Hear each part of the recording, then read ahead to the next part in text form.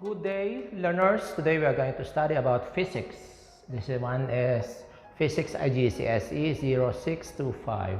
So we have our general physics. Now, this is motion. But before this, we have introduction to physics. We have the definition of our physics, which is the study of matter, force, and energy. In the first part, we are going to study about matter, and then the forces, and then after that one we have energy, and also we have radioactivity. Motion is a change in position. It is different from the layman's term, because in layman's term, when they see an object that is moving, there is motion there. So when a body moves, motion is there. But for us, students and physicists, motion is different. Motion is measured from a certain point, a fixed point of reference. So, when you see my hand moving in this direction, you will say that my hand is in motion. What about the blackboard? Is it not moving also? Now, in layman's term or in ordinary people, it's only my hand that is moving, but in reality, in physics, that is not. My hand is moving with respect to the board. The board is also moving with respect to my hand or to the observer. That's why the earth is revolving around the sun, because we can see that the sun moves from east to west. But in physics, the sun is also moving with respect to earth. Okay. So when you look up to the sky, you can see that the clouds are moving, but you are also moving with respect to the cloud. Okay. When two objects are moving at the same speed, the car A has a velocity of 50 kilometers per hour. The other one is also moving at a speed of 50 kilometers per hour. So, is the car moving with respect to the other car? No, because they are of the same speed. But they are both moving if our point of reference is the ground or the observer that is not moving on the ground. So, they are both moving with respect to your point of reference. So that's why motion is relative. We are measuring the speed or velocity of an object with respect to another reference. Okay. Now we have types of motion, and we have only 4 here.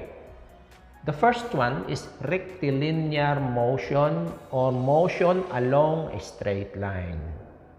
So we can have an object that is traveling horizontally, that is moving in uniform motion or in accelerated motion. The best example of a rectilinear motion is a freely falling body.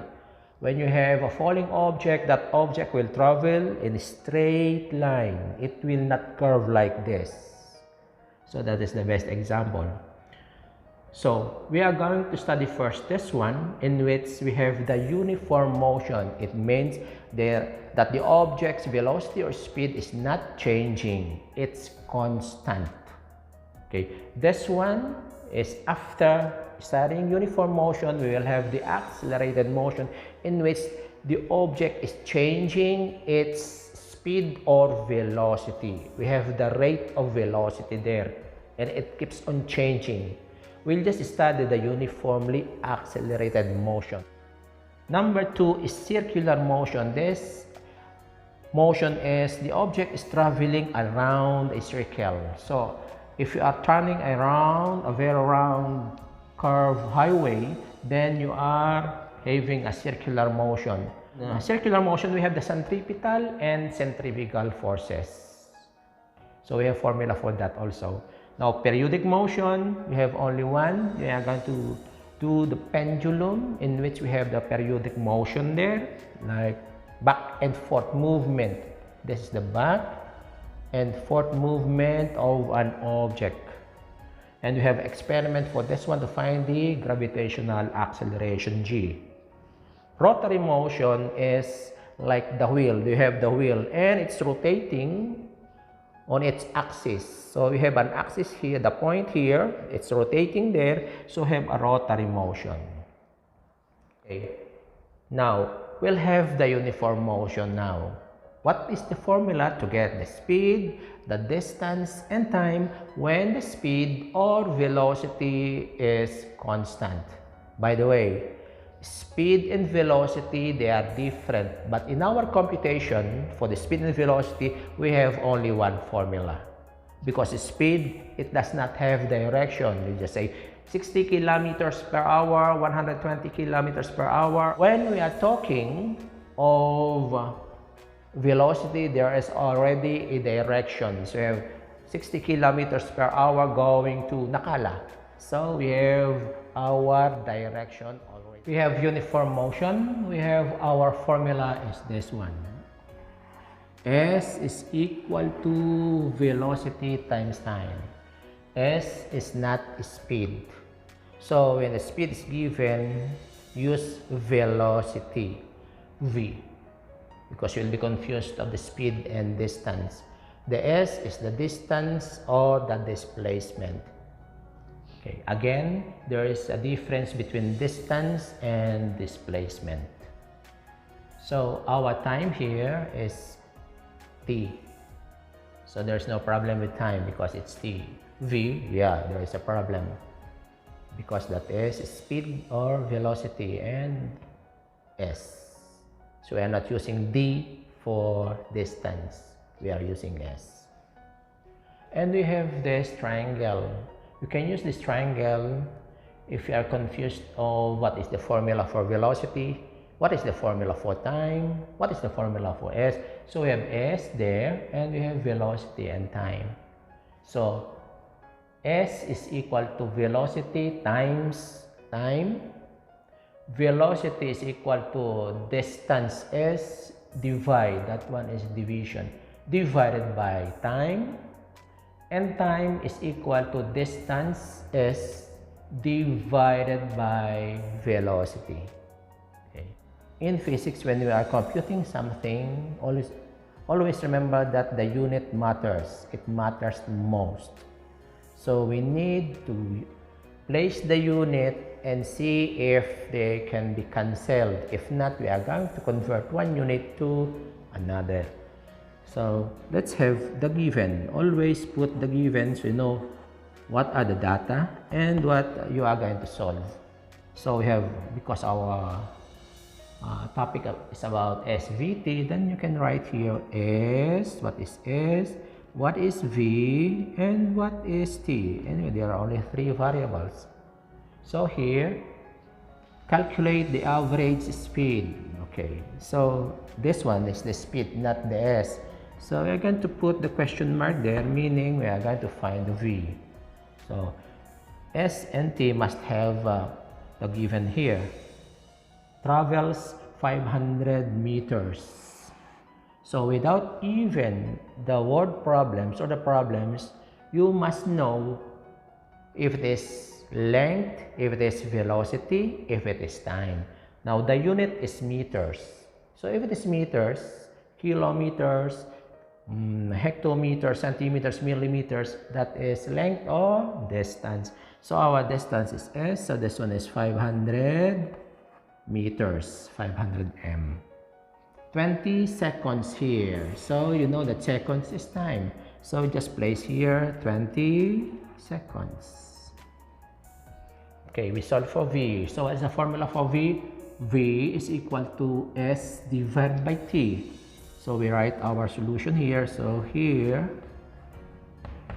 V is equal to, you can put your formula, over time is equal to, and then you put the S. What is the distance? Is 500 meters. Okay, unit. And then the time is 20 seconds here. Okay. Okay, you just cancel 0 and 0 and 50 divided by 2. is 25. Don't forget to write your unit, meter per second or meter per second or meter second -1. That's for the AS. Number 2. Again, let's put the given here. Okay. S again, velocity and time. So an object travels at an average speed of 5 meters per second.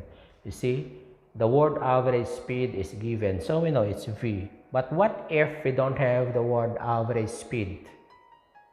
You should know that one from the unit. Meter per second means it's speed or velocity. Okay. Don't rely on the word speed or velocity. You rely on the unit. So velocity here is 5 meters per second for 2 minutes. Okay, 2 minutes here.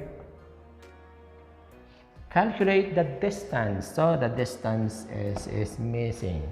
Now you see here that the velocity is in seconds. Now our time is in minutes. We cannot multiply the 5 and 2 here because they have different units. So we must convert this one into seconds. So we multiply this by, okay, how do you convert? You have the minutes here. I'm going to put a 1 here. So 2 minutes times, we put the minutes here. And I'll put the seconds up here. So 1 minute is how many seconds? It's 60 seconds in 1 minute. So here, we are not going to use this 2 minutes. Cancel this one. So 2 times 60 is 120 seconds. That is the 2 minutes here. So let us find the S, the distance. So for the S, we have S is equal to velocity, which is 5 meters per second, times now the time, which is 120 seconds. So we have 120 seconds here. Now you see that we can cancel the seconds and the seconds here, leaving as the unit of meters.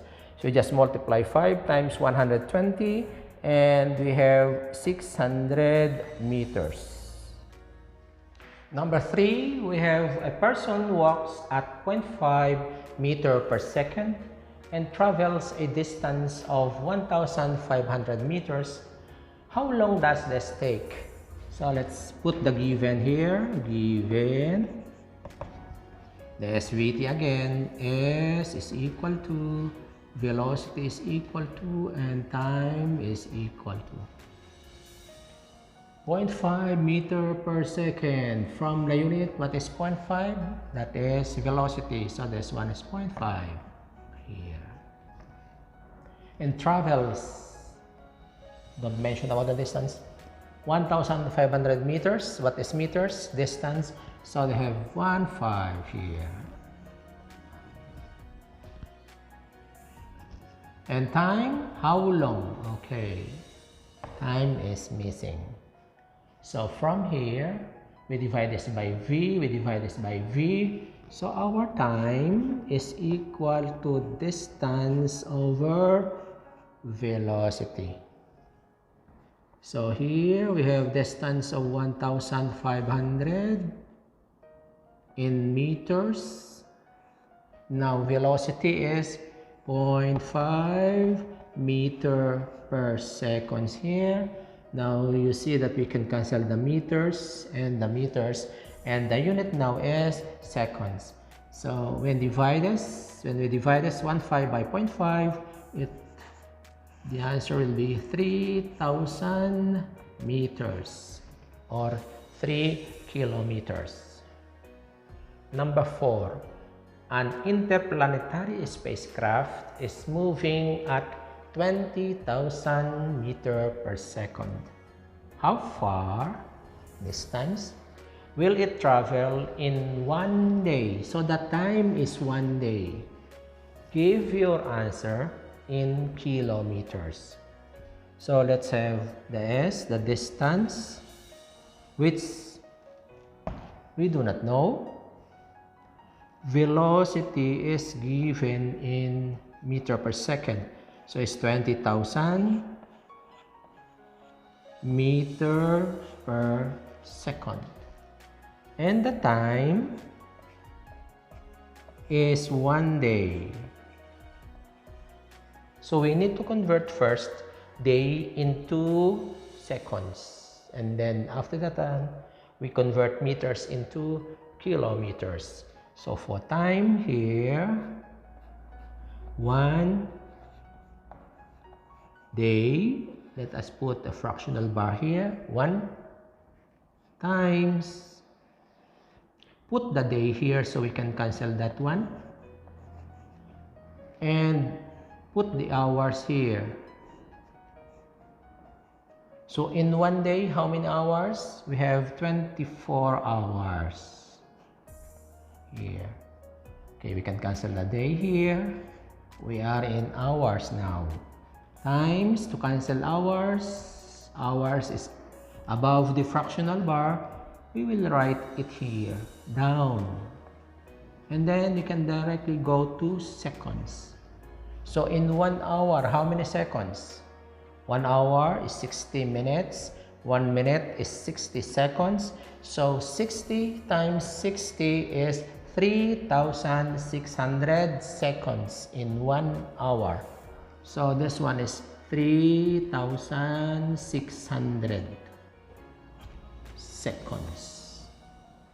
And then time is equal now to, we just multiply, 24 times 3,600. Of course, the hours cancel. We have the seconds, which is the unit. So when we multiply our 24 times 3,600, the answer will be 86,400 seconds. That is our time. Okay, let's find the distance now. So the distance here, class, is, so we have distance here, SVT. So we have the distance here is equal to, what is the velocity? It's 20,000. So we have 20,000.